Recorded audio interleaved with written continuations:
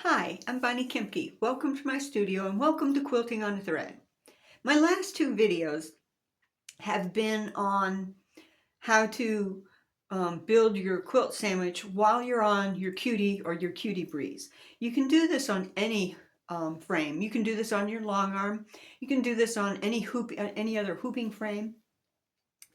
So it's a very useful skill, but I want to go ahead and continue that building your quilt body theme, and I'm going to demonstrate that back here. We all have a design wall. Some of us have a larger design wall than others, but if you have a large enough design wall, that's a great place to start on building your quilt body. So when I'm building my quilt body on my design wall, there's a couple of things that I do to prep the pieces of my quilt. I will take the backing of my quilt body and I will put a pin in the center of the top, but I will also put a pin in the center of both sides. And the reason why I do that is so that I have a reference for balancing my batting on the backing and then also the top on the batting. So all three of my pieces are treated the same way. There's a pin in the top and two pins in the side.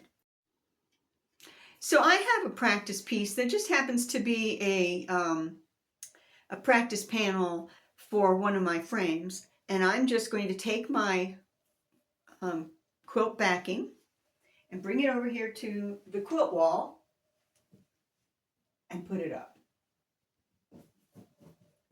And my project wall is very clean. I keep the lint off of it all the time, so because it's very clean, things will stick to it much easier.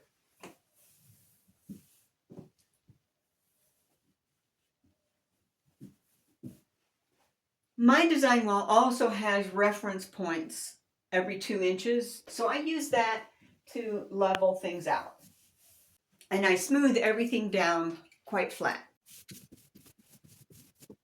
So if you have everything smoothed down very well, it's going to solidly be sticking to your design wall. And here are my pins for reference point.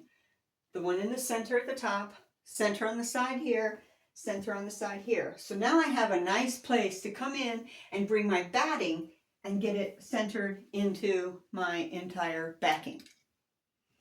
So bring the batting over and we note that the pins are there. So what we want to do is identify the scrum, and the scrum faces the backing. So here we go. So we know that's about center, and then we're looking for the center. So I've got to come up a little bit more.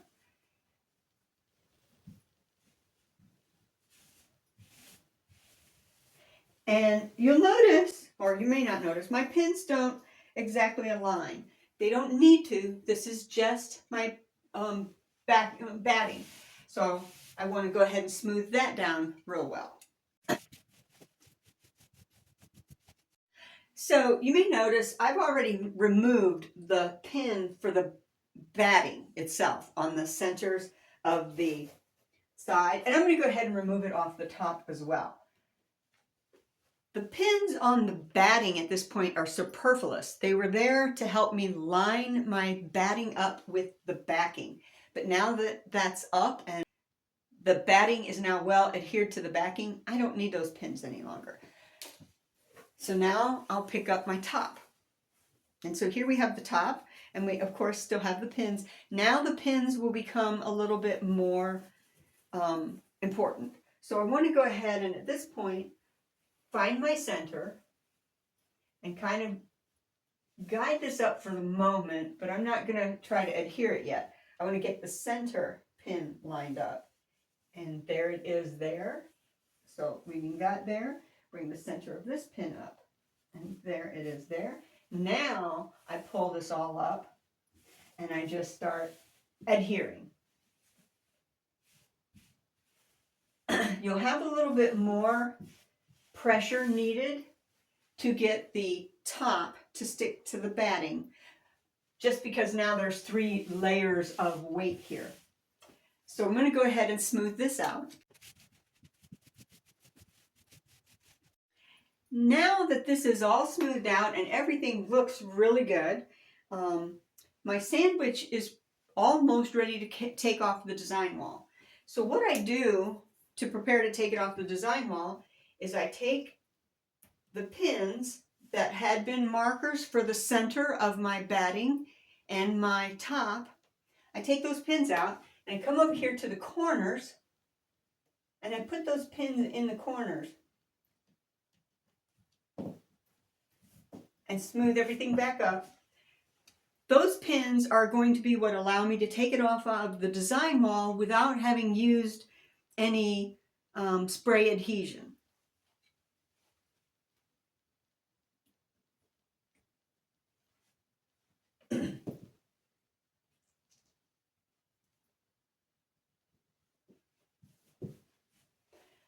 One of the things you may not have noticed is as I put the pin in, I remove that bit away from the design wall before I hit the pin. And I do it without thinking about it and put it back in place. So I'm going to go ahead and finish getting the pins in place. So now that the pins are in place, I want to make sure that none of the pins have adhered to the design wall. So to test that, I would just go around and remove the corner or the section where each of those pins had been placed, just as a precaution to make sure that I haven't pinned into my design wall. And because I'm only pinning the perimeter, I'm not worried about it too much in the center of my design, of my project at all. So now I'm pretty much ready to remove this. So we just bring it up,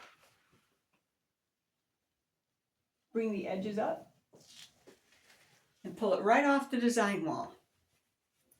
That quilt body is now ready for me to roll up and take to any frame that I want to work with it on. And when I get it on the frame, I will do my basting and remove those pins. And this quilt is ready to work. So I hope you found that interesting, and I'd really like to see you again here on Quilting on a Thread. Bye-bye now.